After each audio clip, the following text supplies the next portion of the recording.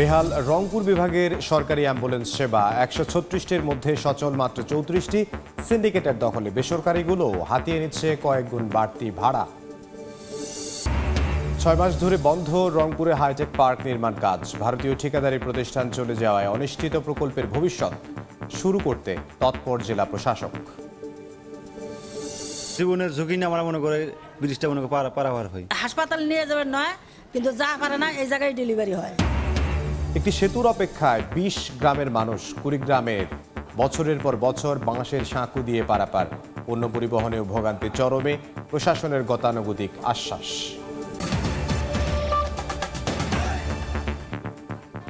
আমন্ত্রণ সময় সংবাদের নিয়মিত আয়োজন বিভাগীয় সময়ে। থাকছি সপ্তাহের 7 দিন ভিন্ন ভিন্ন বিভাগের সংবাদ নিয়ে। আজ থাকছে রংপুর বিভাগ, সঙ্গে আছে আমি ইমদাদুল হক। রংপুরের বেশিরভাগ সরকারি হাসপাতালে অ্যাম্বুলেন্স সংকট। বিভাগের 58টি হাসপাতালের ১৩৬টি অ্যাম্বুলেন্সের মধ্যে ১০২টি দীর্ঘদিন ধরে অচল। এতে বাড়তি খরচ করে বেসরকারি অ্যাম্বুলেন্স ব্যবহার করছেন রোগীরা। স্বাস্থ্য বিভাগ বলছে, নতুন অ্যাম্বুলেন্সের জন্য বরাদ্দ না থাকায় পুরাতনগুলোকে সচল করার উদ্যোগ নেওয়া হবে। নাজমুল ইসলাম নিশাতের রিপোর্ট।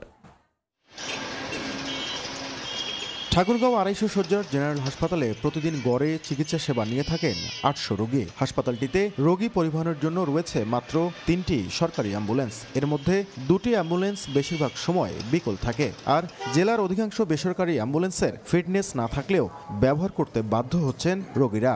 অ্যাম্বুলেন্স এখানে খুঁজলে একটু মিলে কম, সরকারি অ্যাম্বুলেন্স পায় না, মানে বাইরে থেকে নিতে হয়। রংপুর মেডিকেল কলেজ হাসপাতালে প্রতিদিন ভর্তি থাকেন ২০০০-এর বেশি রোগী, অথচ হাসপাতালটিতে নেই কোনো লাশবাহী অ্যাম্বুলেন্স। এছাড়া হাসপাতালের 4টি অ্যাম্বুলেন্সের 2টি বিকল, ফলে বাধ্য হয়ে বেশি টাকা খরচ করে প্রাইভেট অ্যাম্বুলেন্সের উপর ভরসা করছেন রোগীরা।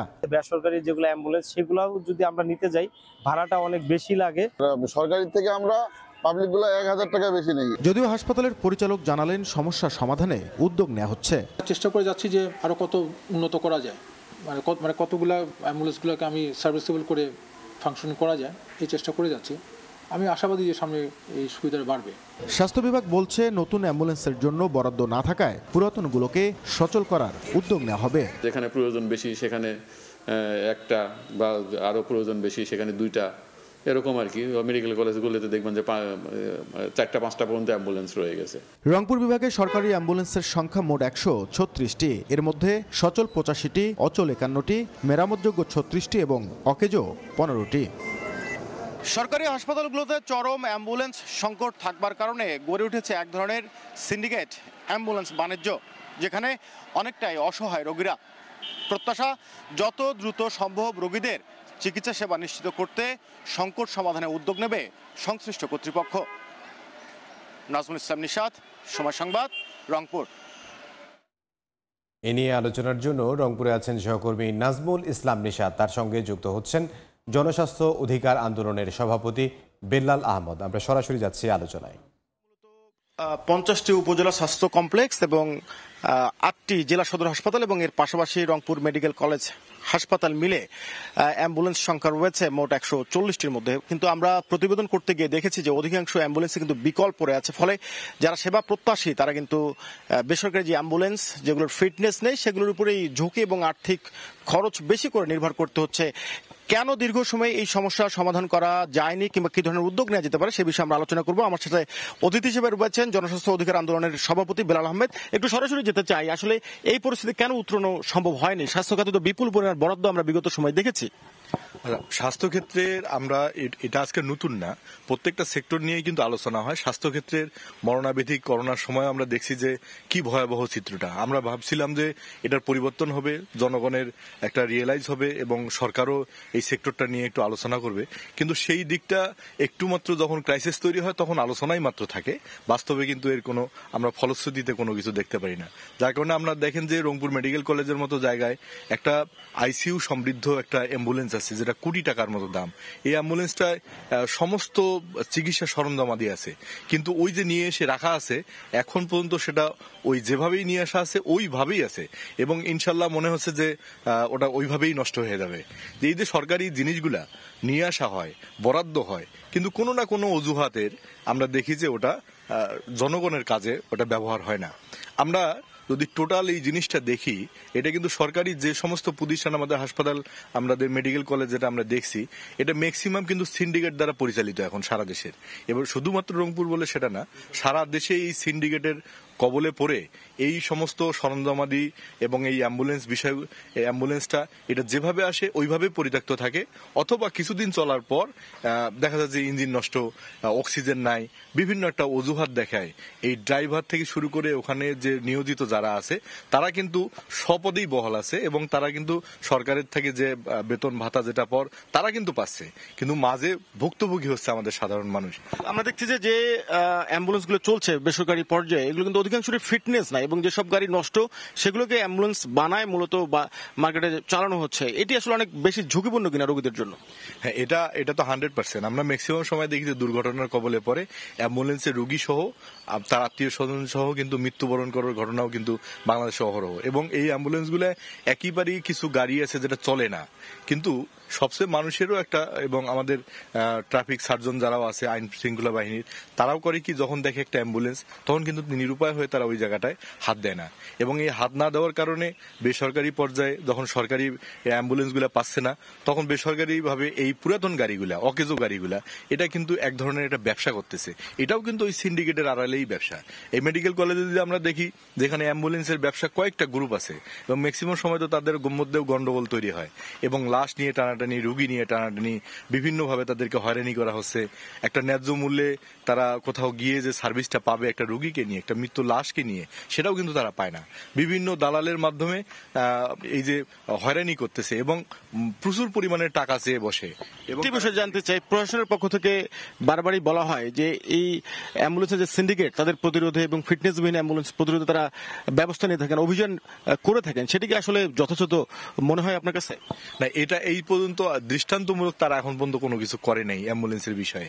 এটা মাত্র কোনো সময় যদি আলোচনা হয়, সেমিনার হয়, কথা হয়, তখন হয়তো 2-1 দিন এই কাজটা করে, কিন্তু এইরকম কোনো দৃষ্টান্তমূলক কোনো কাজ করছে আমরা এখন পর্যন্ত আমরা দেখি নাই। আমরা রংপুরেও দেখি নাই এবং বাইরেও কখনো শুনি নেই। এটা আমার কি উদ্যোগ নেওয়া যেতে পারে? এটা 100% একটা সরকারিভাবেই যে প্রতিষ্ঠানগুলো আছে, আমাদের হাসপাতাল, মেডিকেল কলেজ আছে, সেখানে যে অ্যাম্বুলেন্সটা বরাদ্দ সেইটার ফিটনেস যেন থাকে, সেটা সরকারকেই, এটার যে যথাযথ কর্তৃপক্ষ আছে তারা যদি মনিটরিং করে এটা সচল করে, তাইলে কিন্তু জনগণ সেবা পাবে। এবং একই সঙ্গে যারা বেসরকারিভাবে এই অ্যাম্বুলেন্সগুলো পরিচালনা করতেছে একেবারে ফিটনেসবিহীন, তখন যদি আমরা এই ফিটনেসবিহীন গাড়িগুলোর আমরা একটা নোটিশ করে একটা সময় দিয়ে বা আমরা তার বিরুদ্ধে যদি ব্যবস্থা নিই, এটা কিন্তু দ্রুত সম্ভব এটার সমাধান করা। ধন্যবাদ আপনাকে। আমরা আলোচনা করছিলাম রংপুর বিভাগে সরকারি হাসপাতালগুলোতে অ্যাম্বুলেন্স সংকট এবং একই সাথে বেসরকারি পর্যায়ে যে অ্যাম্বুলেন্সগুলো চলছে ফিটনেসবিহীন, তার বিরুদ্ধে কি ধরনের ব্যবস্থা নেওয়া যেতে পারে, কি ধরনের উদ্যোগ নেওয়া যেতে পারে। আমার সাথে অতিথি হিসেবে ছিলেন জনস্বাস্থ্য অধিকার আন্দোলনের সভাপতি বিলাল আহমেদ। সবকিছু মিলে আজকে এই ছিল আমার কাছে আলোচনায়। রংপুর থেকে যোগ দিয়েছিলেন সহকর্মী নাজমুল ইসলাম নিশাত এবং তার সঙ্গে ছিলেন একজন অতিথি। 6 মাস ধরে বন্ধ রংপুরে হাইটেক পার্কের নির্মাণ কাজ। আওয়ামী লীগ সরকার পতনের পর চলে যায় ভারতীয় ঠিকাদারি প্রতিষ্ঠান। এতে প্রকল্পের ভবিষ্যৎ নিয়ে দেখা দিয়েছে অনিশ্চয়তা। কবে থেকে কাজ শুরু হবে বলতে পারছে না কর্তৃপক্ষ। এদিকে আইটি খাতে শিক্ষিত তরুণদের কর্মসংস্থানের সুযোগ সৃষ্টিতে দ্রুত কাজ শেষ করার তাগিদ বিশেষজ্ঞদের। তারিকুল ইসলামের ক্যামেরায় আব্দুর রশিদ জীবনের রিপোর্ট। 2022 সালে শুরু হওয়া রংপুর হাইটেক পার্কের পুরো কাজ গত বছরের জুলাইয়ে শেষ হওয়ার কথা থাকলেও এখন পর্যন্ত কাজ হয়েছে মাত্র 25%। সবশেষ কাজ হয়েছে গত বছরের 2 আগস্ট। আওয়ামী সরকারের পতনের পর কাজ বন্ধ করে চলে যায় ভারতীয় ঠিকাদারি প্রতিষ্ঠান L&T।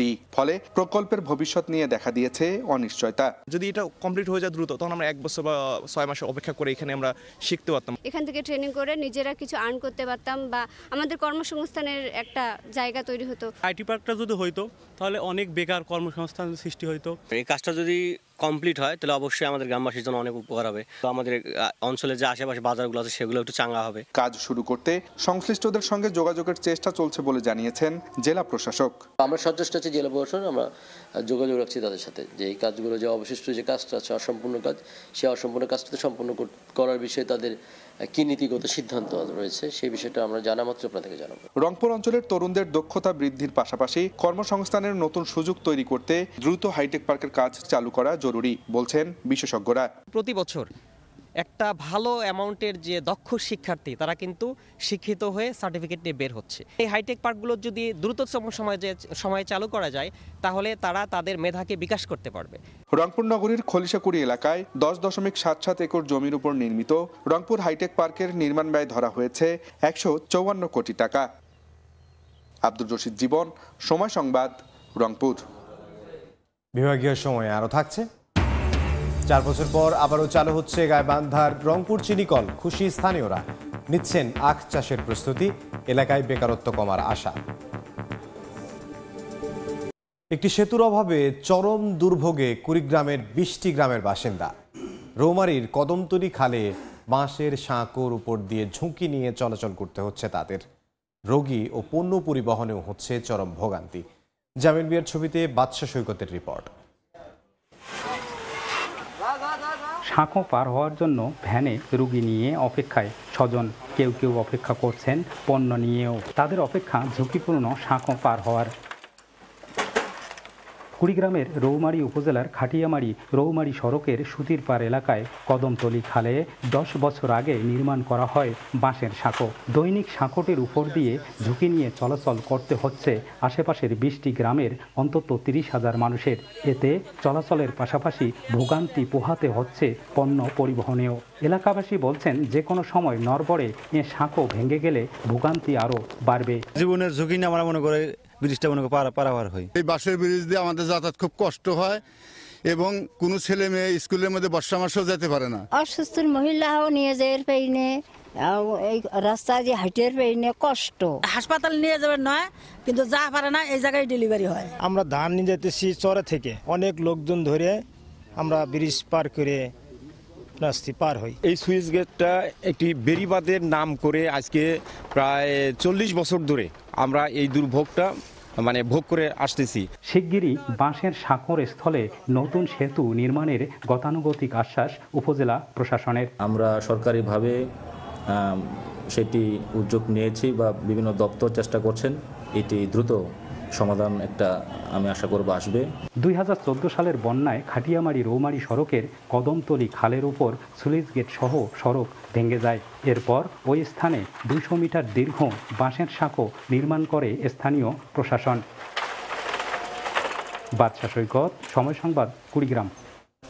সরকারি ভর্তুকির আওতায় কম্বাইন্ড হারভেস্টার কেনার পর নষ্ট হয়ে যাওয়ায় ক্ষতিপূরণের দাবিতে রংপুরে মানববন্ধন অনুষ্ঠিত হয়েছে।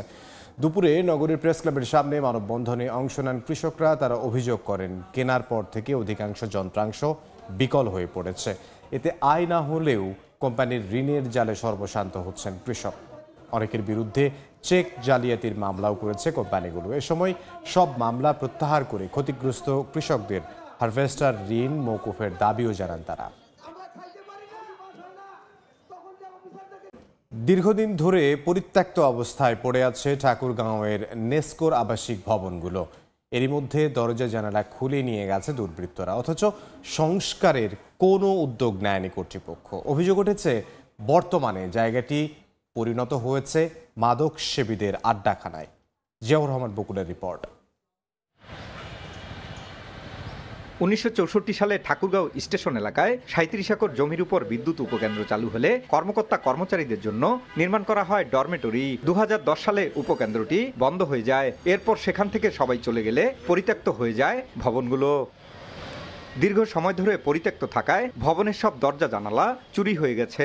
এমনকি বর্তমানে চুরি হচ্ছে ভবনের ইটগুলা, কোয়াটার মধ্যে দরজা নাই, জানলা নাই, পাশে পাঁচি নাই, ইটগুলা খুলে নিয়ে গেছে। এখানকার পরিবেশ খুব খারাপ। এখানকার কিছু ছেলেপেলে আসে, এখানে গাঁজা খায়, ডাইল ডুল খায়। এগুলা যদি না ভাঙে যদি ঠিকঠাক করে যে ভাড়াতে সরকার টাকা পাবে, সরকার উন্নত হবে, এলো হয়েছে, তাহলে যে পরিবেশটাও ঠিক থাকবে, সবই ঠিক থাকবে।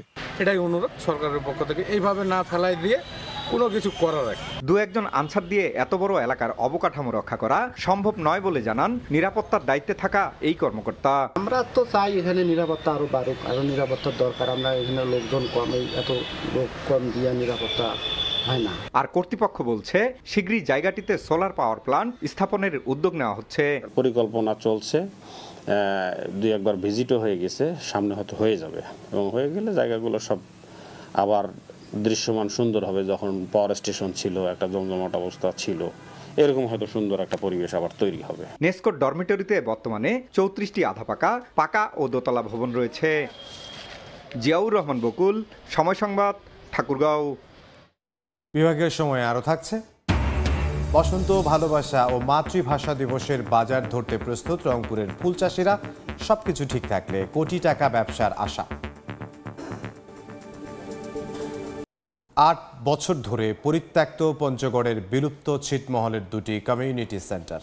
কথা ছিল স্থানীয়দের বিয়ে সহ সব অনুষ্ঠানে ব্যবহার করা হবে এই সব স্থাপনা। তবে ভবন তৈরির পর চালুই করা হয়নি সেন্টার দুটি। দিনের পর দিন পরিত্যক্ত থাকায় পরিণত হয়েছে গোয়াল ঘরে। নীরুল ইসলামের ছবিতে সোহাগ হায়দারের রিপোর্ট। ছড়িয়ে ছিটিয়ে রয়েছে গাছের গুড়ি ও খড়, অন্যদিকে বাঁধা গবাদি পশু। ভেতরে অপরিচ্ছন্ন অবস্থায় পড়ে আছে বিভিন্ন মালামাল ও ফসল।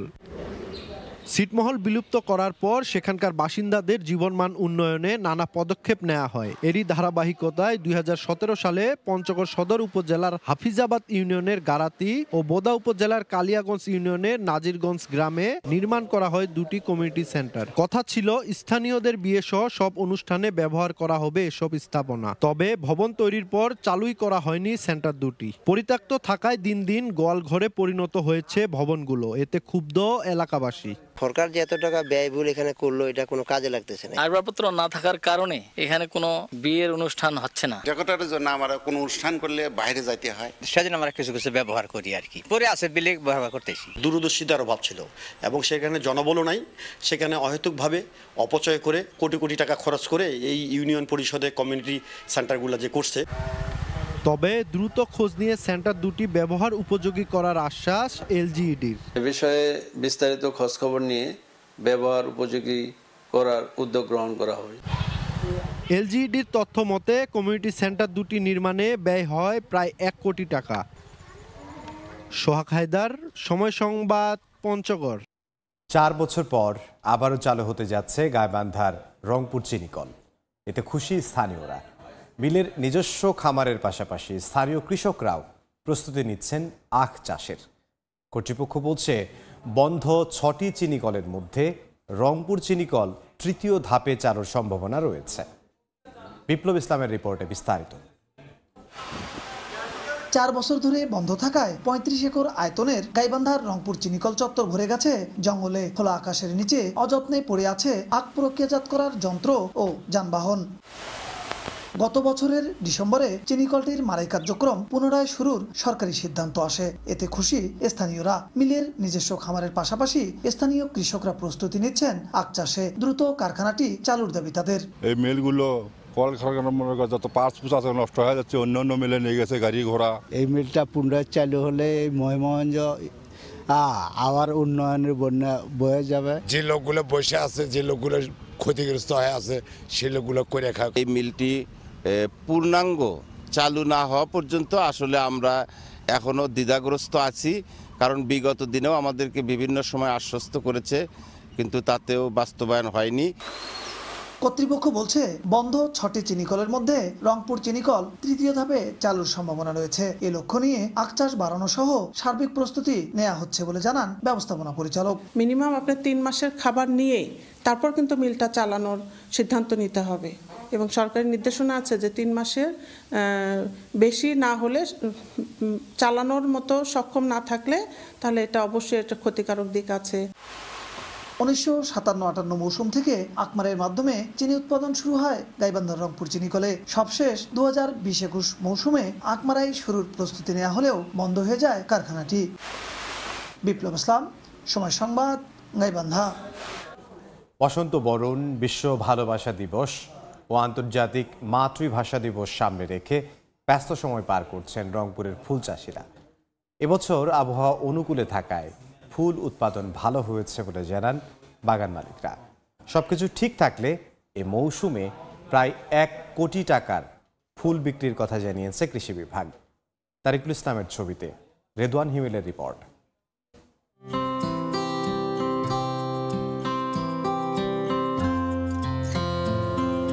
বসন্ত বিশ্ব ভালোবাসা দিবস ও আন্তর্জাতিক মাতৃভাষা দিবস। সারা বছর ফুলের চাহিদা থাকলেও ফেব্রুয়ারির এই 3 দিবসকে ঘিরে ফুলের চাহিদা বাড়ে কয়েক গুণ।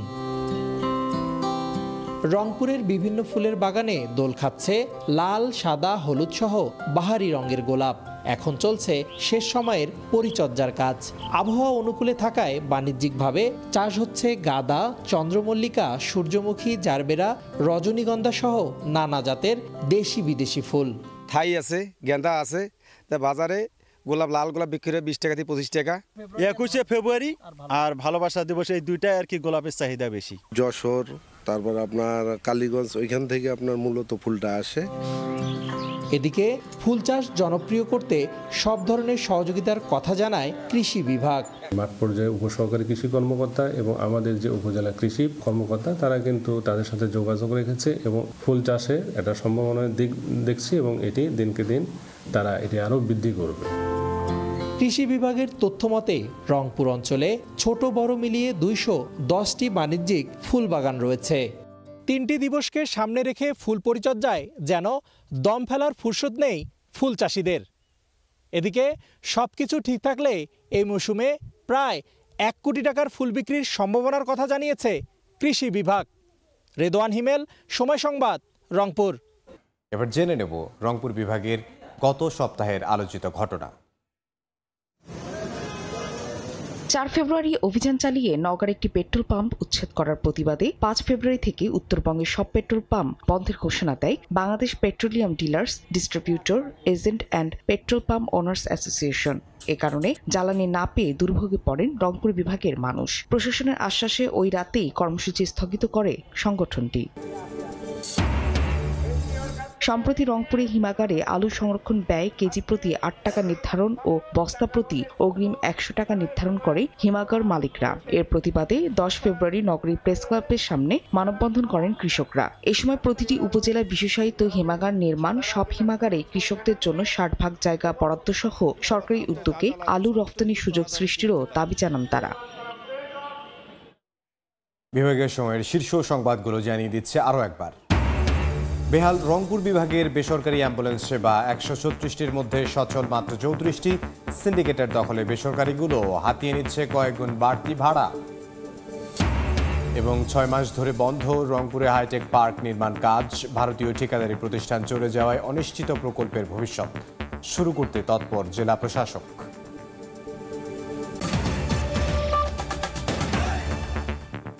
এই ছিল বিভাগীয় সময়ে। আগামীকাল থাকবো রাজশাহী বিভাগের আয়োজন নিয়ে। সঙ্গে থাকুন সবাই।